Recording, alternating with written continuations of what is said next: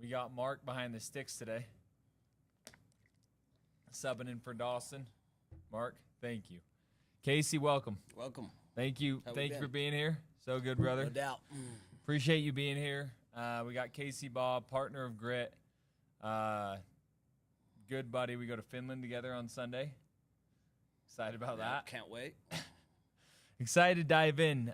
This podcast, Casey, we've had you do so many different things, and it's always so valuable. This one in particular, I'm really excited about because it's a subject that you're passionate about. You now live in finance. Yep. And so it's just, you've always been around money in this space. You've made lots of money. You've invested. And now you actually do this as a career. So, yeah, really excited to dive in. As always, I'm not a professional advisor. So with all this stuff, these are our thoughts and opinions. This is what Casey does full time. But yeah, as always, talk to professionals. Everyone has a different opinion about this stuff.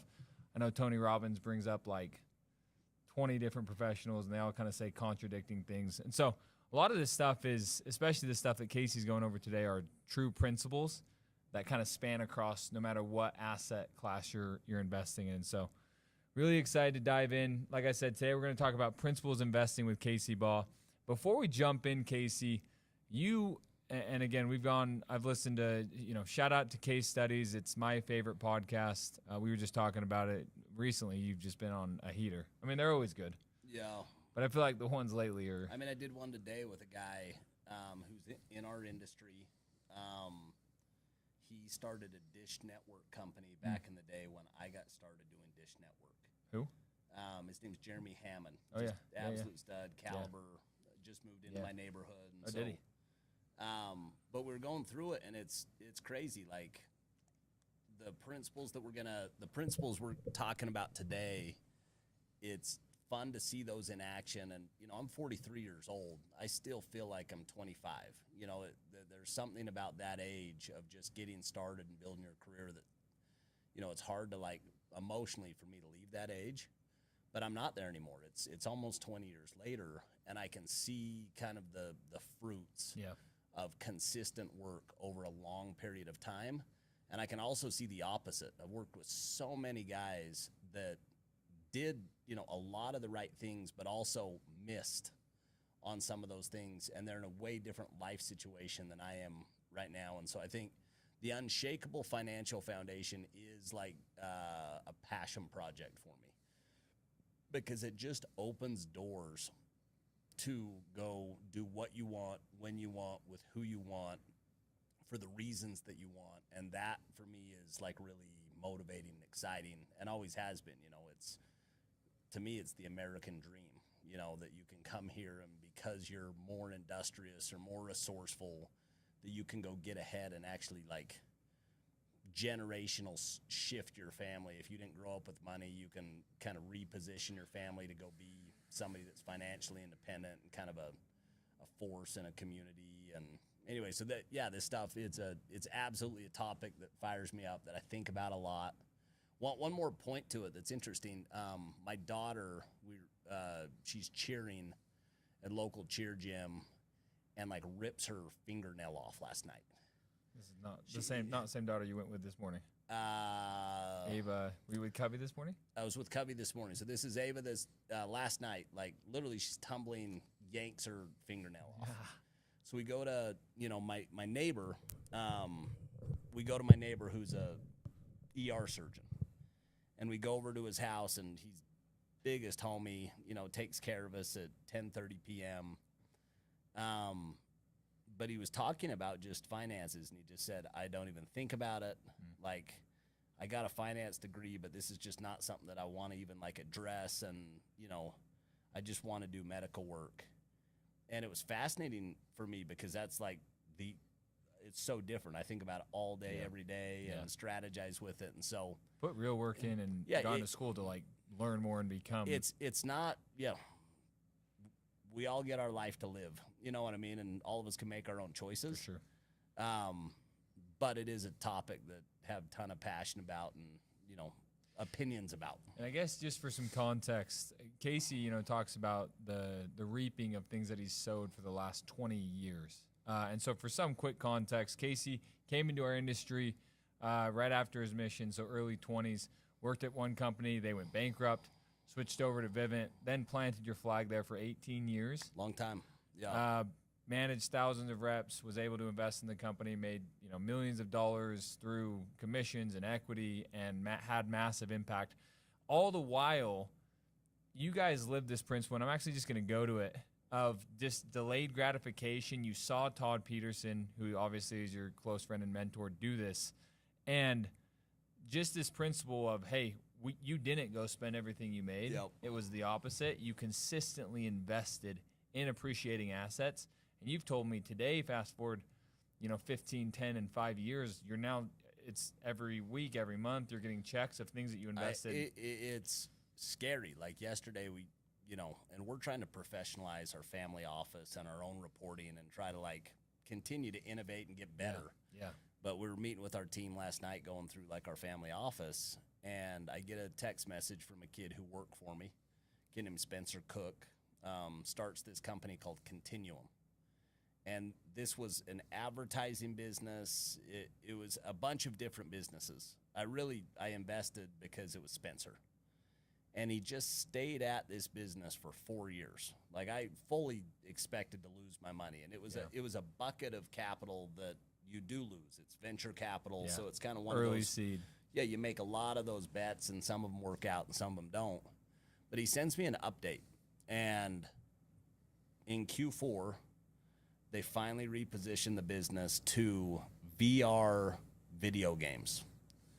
They made a video game, and this video game, you hatch a dinosaur egg, and you grow your dinosaur egg into a dinosaur, and then you ride your dinosaur and go fight other people.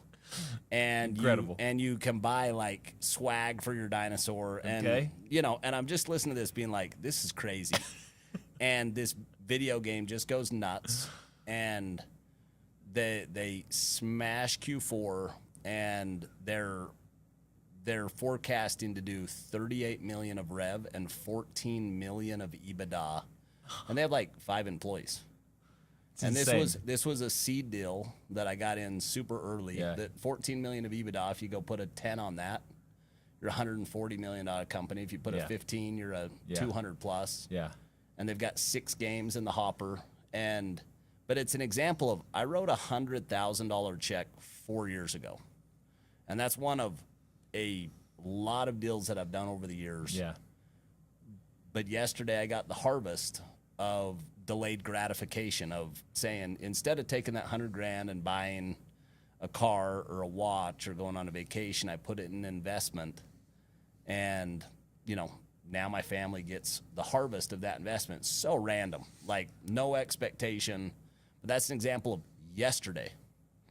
And it happens a lot, A couple terms, again, in the wealth equation we try to educate. So family office, when you reach a certain point with net worth and assets, often you will have a family office, which is essentially just you're managing your own money.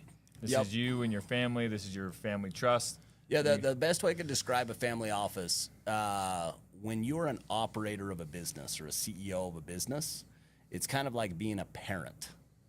And it is a full-time job, and it's a very active job. Oh, yeah. A family office is more like being a grandparent, where you get to play in the game, but you don't need to take the kids all the time. So the family office is really beautiful because you get to go be a part. I get to be a part of John's business, and I get to be a part of a lot of businesses. But I'm not here on the day-to-day. I'm here when I can help and add value. And so you're like a grandparent, and you get to step in and you get to be a part of this journey, and you actually get the best parts of the journey. And so, that would be a family office. Is you go build your capital to the point where you do that as a profession. The other thing you said, and again, before we jump in, Mark, if you could go here, is EBITDA. And you'll hear this term in business. It's earnings before interest, taxes, depreciation, and amortization. So you have revenue, you have your operating expenses, and essentially it's your profit. So earnings before interest, taxes, depreciation, and amortization, EBITDA. And you'll hear this term, and Casey talked about it. It's called a multiple. So you can have a multiple of EBITDA or revenue is the two most common. So what Casey just said, this business doing 38 million, 14 million in EBITDA, you put a 10 multiple on that. So 10x EBITDA, that company's worth 140 million if somebody was to buy it for that. Yep. If it was a multiple of revenue and on 38 million, you got to, if it was worth 140 million, you're going to be some version of 4x, 4x, 3 Yep. to 4x revenue. So again, just as some of these terms, multiple EBITDA, multiple of revenue, delayed gratification. Casey, before we kind of jump in to the principle of investing, I know that as you've done this, as you've grown your unshakable foundation, one of the things that you hold core and motivates you and you're all about is this principle of we grow to give. I know, and I heard, a third of your expenses today are charitable donations. Talk to me about, I say it this way, in order to give, you have to have. In order to have, you have to go get. You've gone and gotten in a meaningful way, so you have not just dollars, but we're talking about dollars. You have experience and wisdom, but real dollars to give in meaningful ways. Yep. Yeah, so I'm about that. Like, I think a beautiful, meaningful life is contributing and giving. And dollars are one way to do it. Your time, your money, like all of us have resources. And when you're younger, you've got more time and more energy and less money. Oh, yeah. And as you get older, you've got more money and you've got less time. And so one of them's not better than the other. But the challenge is to be resourceful and be like a contributing factor to, for me, I think about this principle of emotional bank accounts. And that every person that I interact with, where is that emotional bank account? Am I taking withdrawals or am I making deposits? And we always take withdrawals. We screw stuff up. We're short-sighted, whatever it is. But as a whole, try to always put more into the pot than I take out. And that's one of these with, growing to give. It's like when you have a surplus, when you can actually live in abundance. Like scarcity is, I don't have enough to pay my rent. I don't have enough to pay my car payment. I don't have enough to get by. That's survival. And all of us go through points of survival where we are just scrapping to get by. But it doesn't take too much capital to get from surviving to actually being kind of comfortable. And the goal is to kind of get so productive and so resourceful that you have enough that you can take care of yourself and you can take care of your family. And hopefully you've got enough that you can go make a dent in the community. But this habit of giving, the better that I get. The more I grow my wealth, the more I have to give. The more I grow personally, the more I have to contribute from an education standpoint or a mentoring standpoint. And so it's not just money, but it's a philosophy of like I'm always leaving situations better than I found them. So I'll give you an example. So we go to Cabo with a group of investors this last weekend. Yeah. I love to gamble. It's like my favorite thing when I'm playing golf is gambling. And I mostly play with people that never gambled before. And so like it turns into this scenario where BYU golf trips. Yeah, it's BYU golf trips. It's, me persuading people to go gamble. But a lot of these times what they don't know is if I win, the entire thing is going to the caddy. Yep.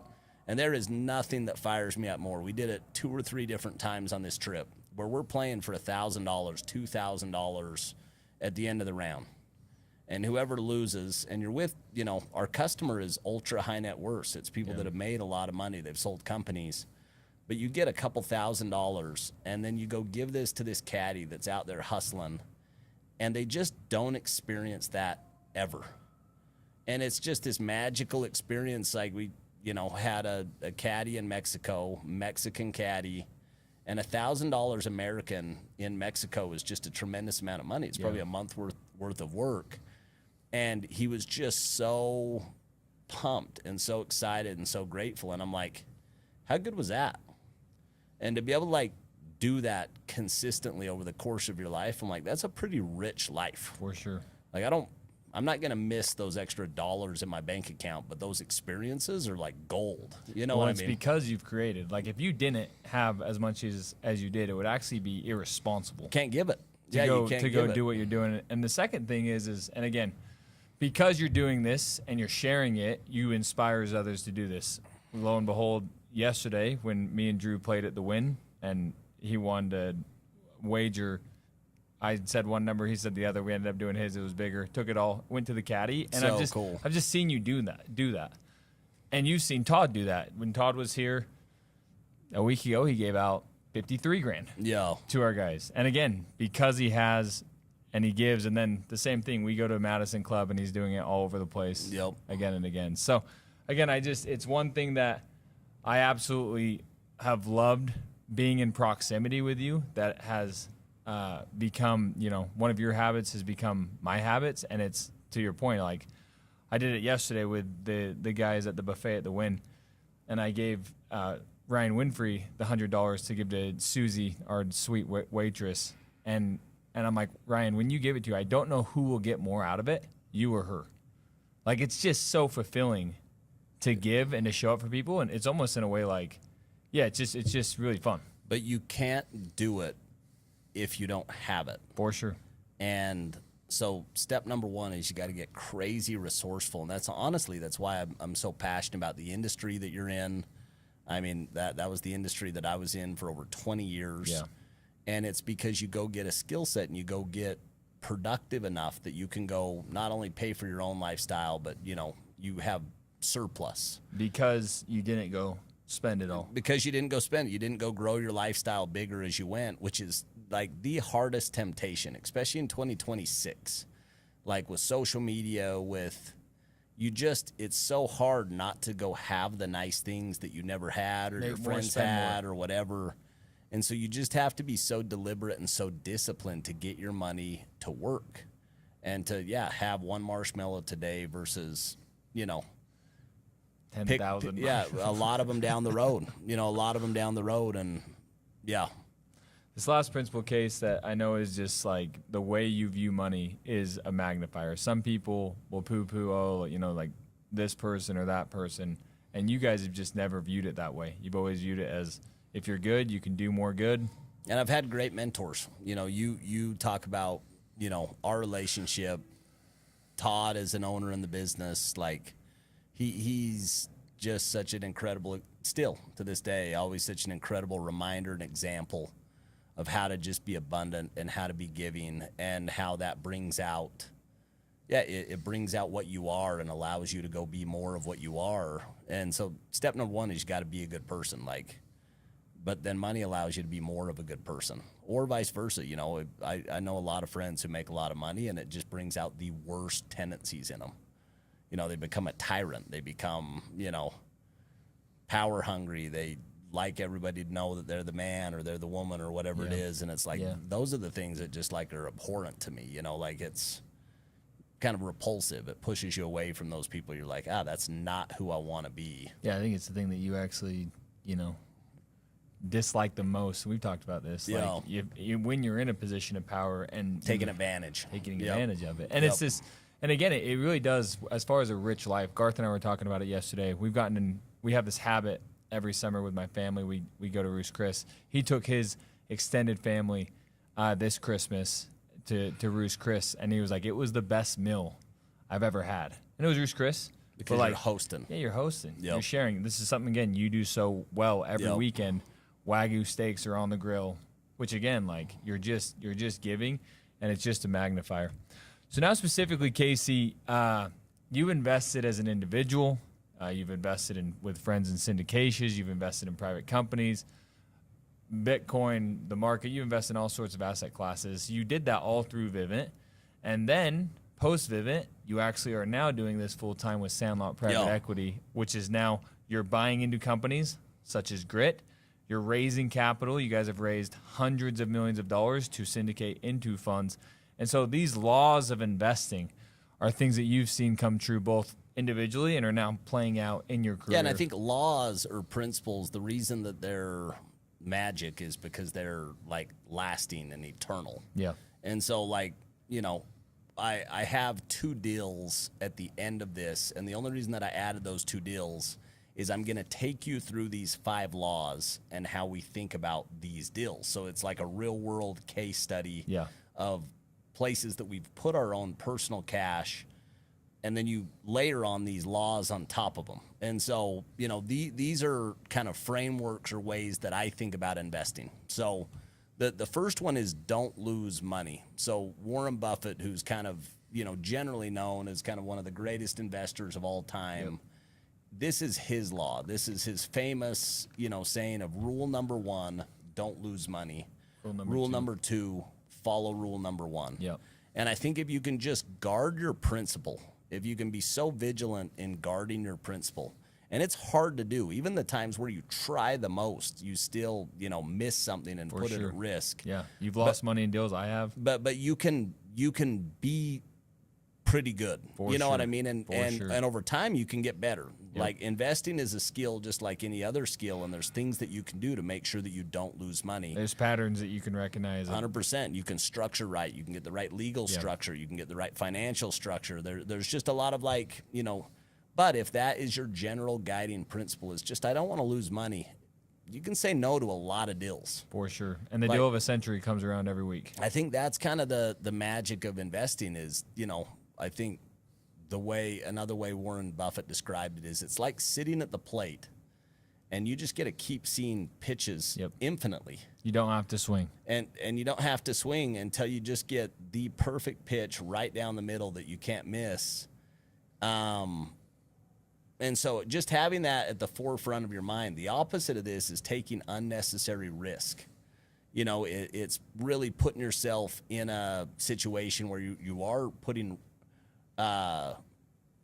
principle at risk. And so going to law number 2, when you invest money, you have to risk capital. That's just the nature of the beast. The bowling ball leaves the hand and you take risk. And so the challenge would be take the right type of risk, take disciplined risk. And so the way that we think about this is taking asymmetric risk. And asymmetric, it would be have a multiple on your money if it works. And some of the best investors in the world, they say, I need to 4x or 5x or 6x my money or have a strong conviction that I could do that to risk capital. And if you have this rule of a high multiple to go risk capital, it allows you to say no to a lot of opportunities that just don't meet that criteria. And it's not that they're not good deals. There's just potentially not enough upside to go risk capital. The opposite of that is if you go to Vegas and you're betting on either black or red, it's 50% chance you're going to win and 50% chance you're going to lose. And if you win, the best case scenario is you 2x your money. And the worst case scenario is you lose all of your money. And that's just the wrong type of risk. There's too much downside if it doesn't work and not enough upside if it does. And so it's trying to skew those percentages where you say 95% of the time I win and 5% of the time I lose. And if you had those odds, everybody would go to Vegas and make a ton of money. Game an infinite amount. But the game, you can actually, if you get good, you can go tilt those odds in your favor of saying, I have strong conviction I'm not losing money on this deal. And I actually have really strong conviction that I'm going to get a high multiple on my money over time. Those are the ones that I say yes to and, kind of back up the truck. There's this principle that I learned in finance when I was at BYU called the Sharpe ratio. And it's just what you're talking about. And essentially it's return over risk. And so what you want to do is maximize this, this ratio. You want the highest amount of upside with the lowest amount of downside. And if you can find deals where the return is even better and the risk, will keep doing those deals and do them, play that game all day. Yep. And so that goes to the next one, which is compounding. Which is what you're seeing live in your life more than you ever have. So this is the one that is the most underrated.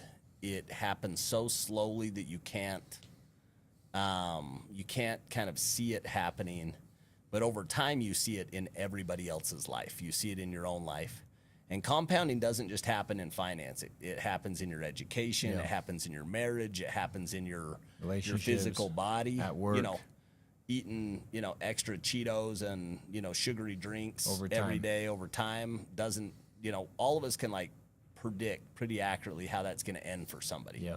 And vice versa, working out every day and eating healthy, all of us can kind of predict how that's going to work out over time. And it's the same thing with investing. If you go make more money than you spend and you put that to work and you do that consistently over time, the obvious outcome is that you're going to have a lot of money 10 or 20 years down the road. And so we think a lot about how do we make sure that our money compounds. Every single time you get paid out on a deal, you have reinvestment risk. So it's like when Warren Buffett, he talks about like his, you know, preferred hold time, it's forever. If he actually finds a deal that goes and compounds at 20+% a year, why move it ever? You know what I mean? Just have that thing keep clipping and clipping and clipping and clipping and compounding forever. And so, you know, on every single deal that we do, it's trying to go find something that, you know, can continue to compound over time. But this is the eighth wonder of the world. This is, you know, you start out at 1 cent over 30 days and you're going to have millions. But I mean, it's just.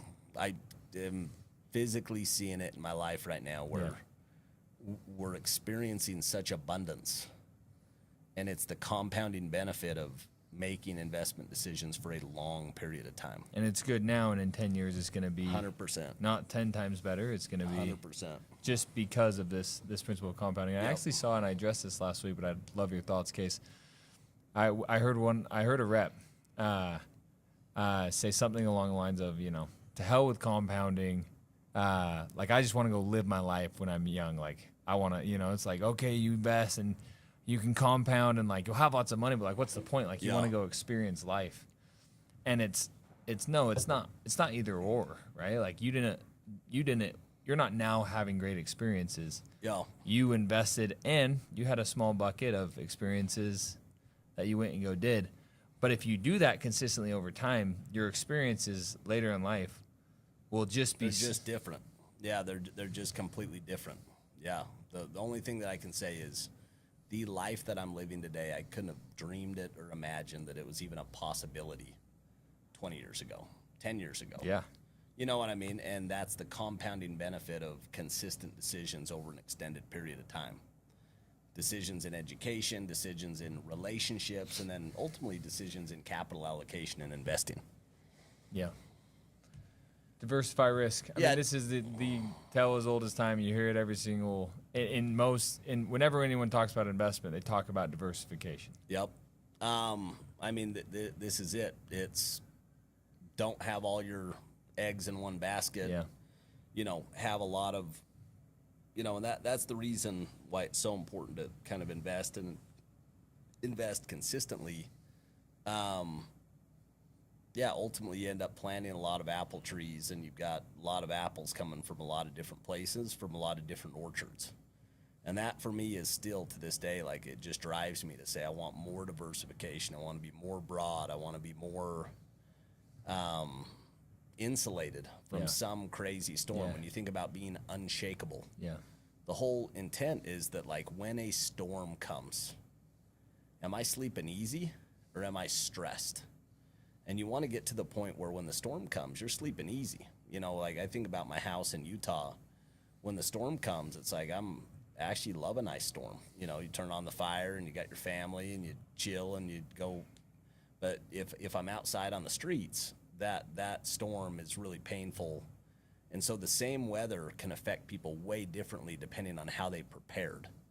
And so, you know, diversification is the only free lunch. Like, that's the only thing that protects you, you know, against all the craziness that's going to happen in the world, is just being broad in what you invest in. People ask me all the time, hey, what should I invest in? And this sounds bad, so like take this with a grain of salt, but I just said it doesn't matter. I said what matters way more than what you invest in is the habit of investing. Yeah. If you make more than you spend, you know, and then you put that to work, ultimately you're going to end up in all the different asset classes, whether it's Bitcoin, whether it's, public equities, Real whether it's estate. private deals, whether it's real estate, if you're just doing it consistently over a long period of time, you're going to be in everything. Yeah. And, ultimately that ends up kind of diversifying you just by that habit of investing. Because when you have something new to go put it in, you're naturally not going to put in the same thing you just put it in before. Yeah, going back to that analogy of baseball, if you're sitting there waiting on the right pitch and you never swing, then when the right pitch, you might miss, or maybe you knock home right. If you're consistently hitting singles and doubles, you're just going to be wealthy. Yeah, and there's risk in doing nothing. There's a lot of risk in doing nothing. You know what I mean? Like, inflation's a real thing. For sure. Like, not doing anything is like keeping an ice cube in your hand and just watching it melt. That's what your dollars are sitting in a bank account for. And that's never been more true over the last 6 years. Yeah, inflation is the, invisible killer of wealth. And so you got to have your money working. Like, the only people who get ahead own physical assets. They own equity. Oh, yeah.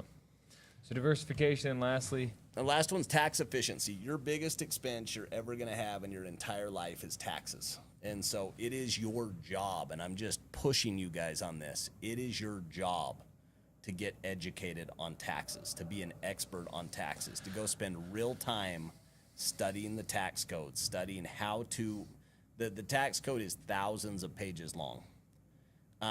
You can't throw your hands up and just say, oh, I don't know. Like, it's your job to go take the time to say, how can I legally pay the least amount of taxes possibly? Like, that's your job as an American, and it's your responsibility to your family to pay the least amount of taxes that you can legally pay. That's why the tax code is there, is to get exceptions or exemptions from different things. But if you don't take advantage of it, you're just paying more than you should. And anything that you pay this year isn't working for your family. And so all of us have to pay taxes. I promise you, the government will get their money. They have property taxes. They have sales taxes. They have state taxes. They have federal taxes. They've got all the different taxes. The government will get their money. But you can pay less tax if you go put in the work. And so finding tax professionals that are awesome, one of the best pieces of effort that I could tell you guys to go put the work in. Find a great accountant. I mean, it's the reason why it was. Pay This for is themselves a lot of times over. This is episode 7. I think number 1 and 2 talked about taxes. It's just for you guys. What at this point in life? I mean, we could go spend a whole afternoon on compounding calculator, and the difference between what 5 or 10 grand invested for 25 or 30 years turns 40 into. years. I mean, if you're 20, it's the number is mind-boggling, and that's why tax efficiency is so important in every deal that we go into. Because you can get the same return with 2 investments, and one of them has no tax consequence and the other one has 45%. And so it's understanding Dramatically the different game outcomes. of taxes. It is a game, and understanding that game, ignorance is not bliss. Ignorance is like going to cost you your future wealth and happiness. And so be a student of the best tax strategies. it just feels like with all this stuff, taxes, legal, in 2026, there's just no excuse not to go put in the work. Especially with AI. With AI, you know can what just I mean? put it in. Here's my situation. Here's my investments. Here's my potential investments, and it will just give you the best analysis And from. anybody who's actually listening to this, kind of podcast, you don't have any excuse. You have mentors, and you've got people that you trust that can point you in the right direction. And that's different than other places in the world. Oh, like we actively want to be I mean, the whole point of this podcast is to be helpful. And the problem is most people Won't listen, won't do it. Yeah, aren't being productive enough Yeah. to go have money to invest. And then second, don't go put in the work to go be professional with it. So it's like, I think the percentage of people who are on this, listening to this are the ones who are actually striving to go get ahead. Ben Tasso said we can barely hear you. Hopefully you can, Mark. You can hear me just fine. I'm sure it was a minute. And so using those, again, these 5 principles: don't lose money, asymmetric risk, compounding, diversify risk, and minimize tax. And again, Casey, thank you for coming on. These are kind of just, we had you do the same thing when we first started Grit, 5 years ago, because they're just true principles that if you adhere to, you will just have a better outcome. And so as you think about these next 2, these deals that we're going to go over, where do those principles show up? So the Utah City one, high level on this deal, it is a master plan community just off of I-15. In Vineyard. Yep, in Vineyard, already pre-approved and platted, almost unlimited density. Yep. And so what we bought into, so a couple, things about don't lose money. You have two big groups that are kind of the anchor investors in this deal. One of them is Sequoia Heritage. So Sequoia Capital is the premier venture capital firm in the world. Yeah. They hired some of the smartest people in the world to go manage their personal money. So we're drafting off of very smart people's diligence. That's Sequoia Heritage. That's Sequoia Heritage that wrote, I think, a $240 million check. The second one is Solomir, which is Mitt Romney's fund. Those guys wrote another couple $100 million in this deal. So, and then lastly is Craig Cannon, who's the operator on it, is just kind of a local legend. He's a BYU finance guy, ran a hedge fund in New York, and he's given the next 20 years of his life to this project. And so, when you take, just kind of data points of who is involved and who actually wrote a check and what size is their check, that's a really good starter of really smart people are in this, and they wrote a big check, and they did a lot of diligence. The second one is you're buying dirt. You're buying actual physical dirt in vineyards, but it's not dirt in the desert. It's dirt that's pre-approved to do as much density as you can humanly do. So in real estate, all of the value comes in the zoning of the real estate. Yep. You could have amazing real estate, but if you can't do anything with it, it's not going to be valuable. And so this is valuable. There's tax incentives, and we can get to taxes, but it's there's over $2 billion of tax incentives over 20 years. So you take all these different data points of, I have land paid free and clear that has unlimited density in the number 2 market in the country in Utah that has the highest growth rate in Utah by a long ways. So that's kind of the starter of don't lose money. Asymmetric risk. So asymmetric risk, it's a net 10x post fees and carry. So $1 invested in this, we anticipate 8 to 10 times our money, net of all fees and net of all carry. So when you talk about hey, I put $1, what could I get back? Yeah.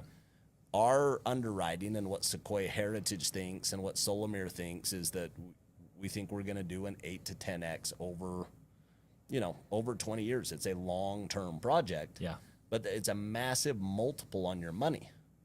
And so when you couple that with, I don't think I can lose money, and I think there's a big multiple that, checks both of those boxes in a very meaningful way. And there's diversification. Again, most people, whether you've done real estate, stock markets, there's not a lot of access for individuals into long-term development.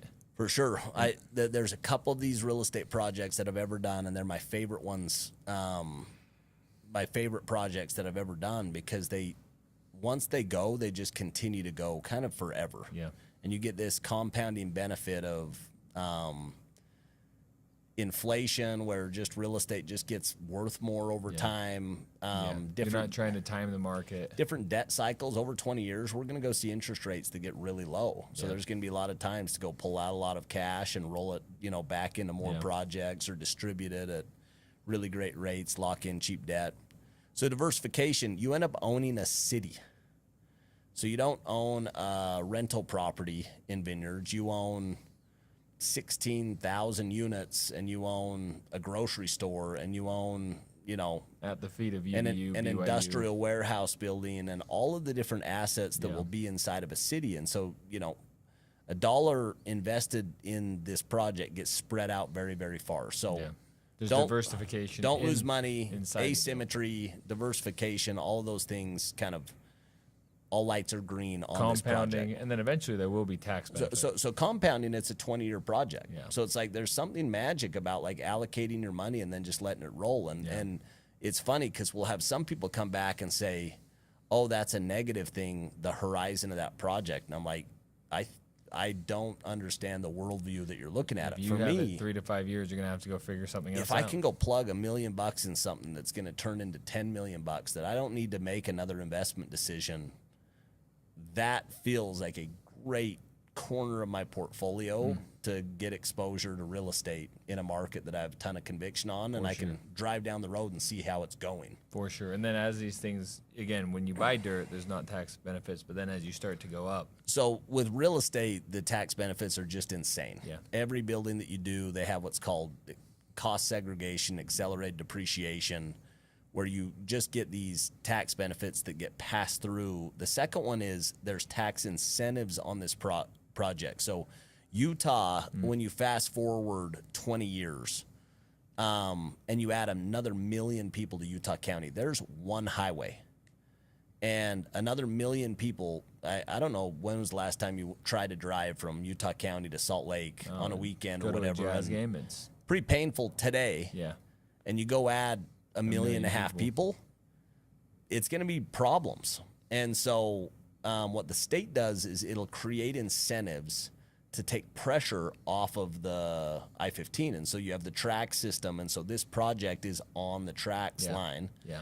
And so they have big incentives for developers to go build awesome projects that are accessible, where people can go get on the tracks and get kind of up and down the state without having to drive. And so there's over $2 billion of incentives, tax incentives over 20 years. And so, like, to give context, it's a 1.8 to 2x on our money just in tax incentives, outside of the dirt, outside of the home builder, outside of the DevCo. So it's a really fascinating project when you like take all 5 principles and you say, captured in one. how do I lose money? Yeah.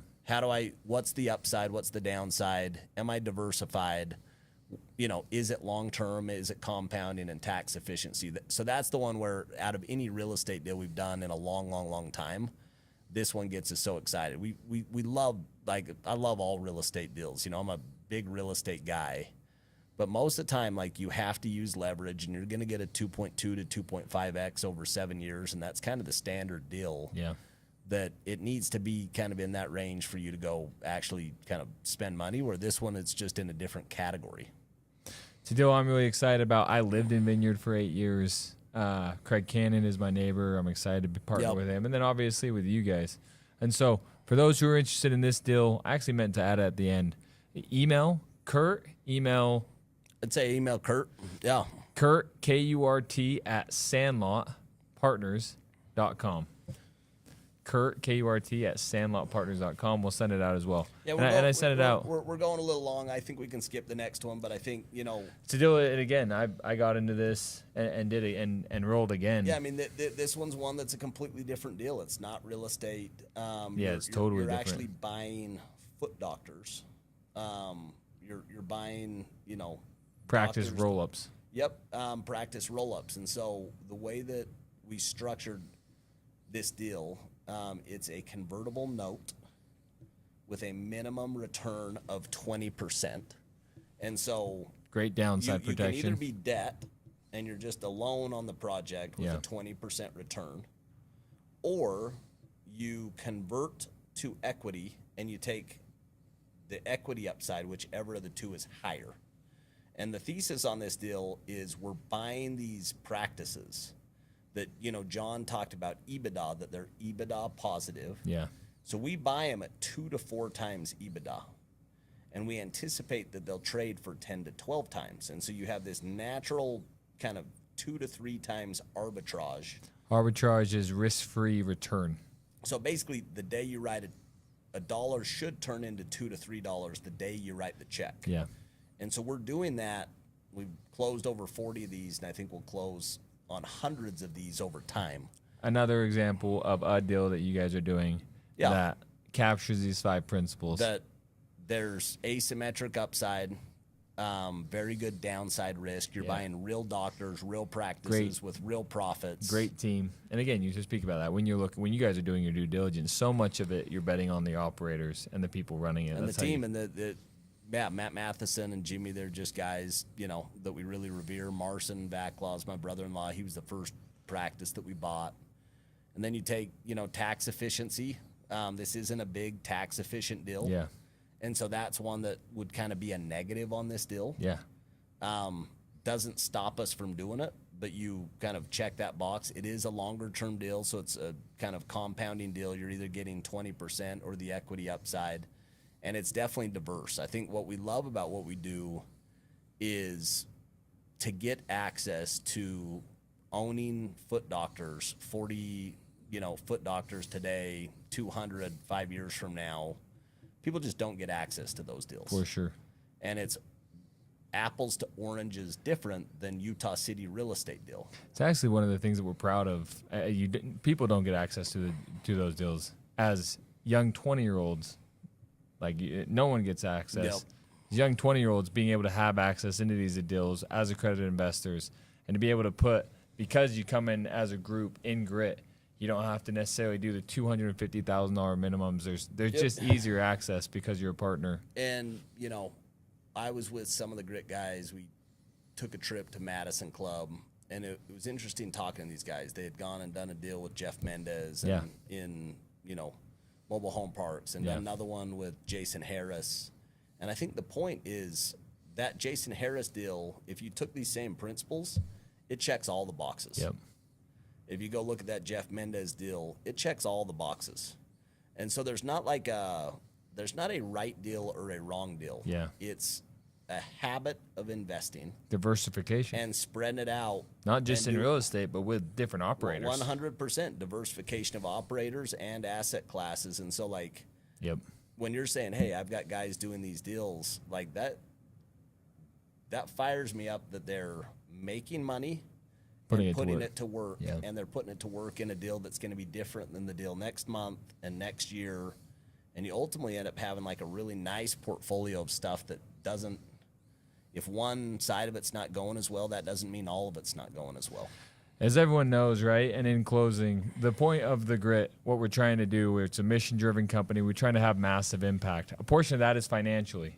And it's not just making money. It's educating and being able to help guys put money and gals in appreciating assets so that they can have 10 and 50 and 100 and 500 marshmallows later in life, so that you can do the things that they'd like to do.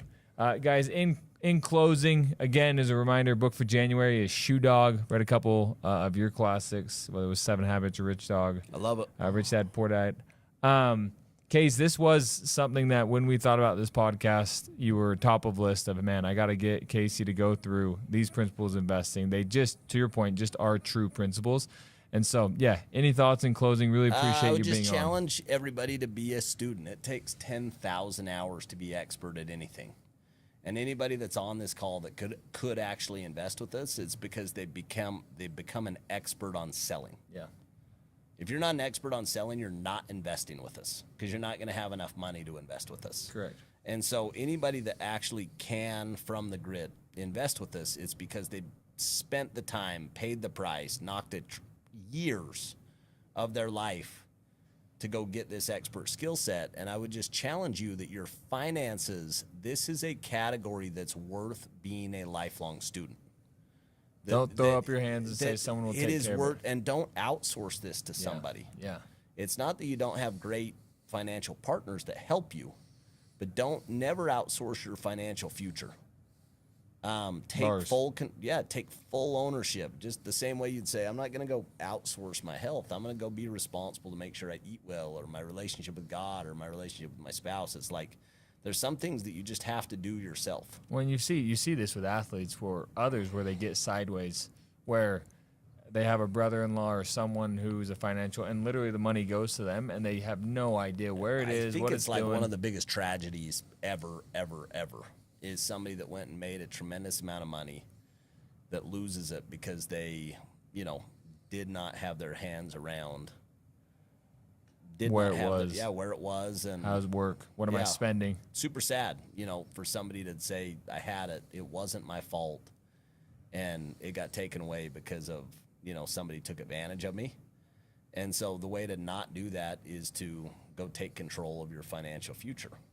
And at this point, and it will only be more true as you continue to see the fruits of your investments, I mean, you will in your life make way more money from investing than you make. For sure. And it's scary on the back end.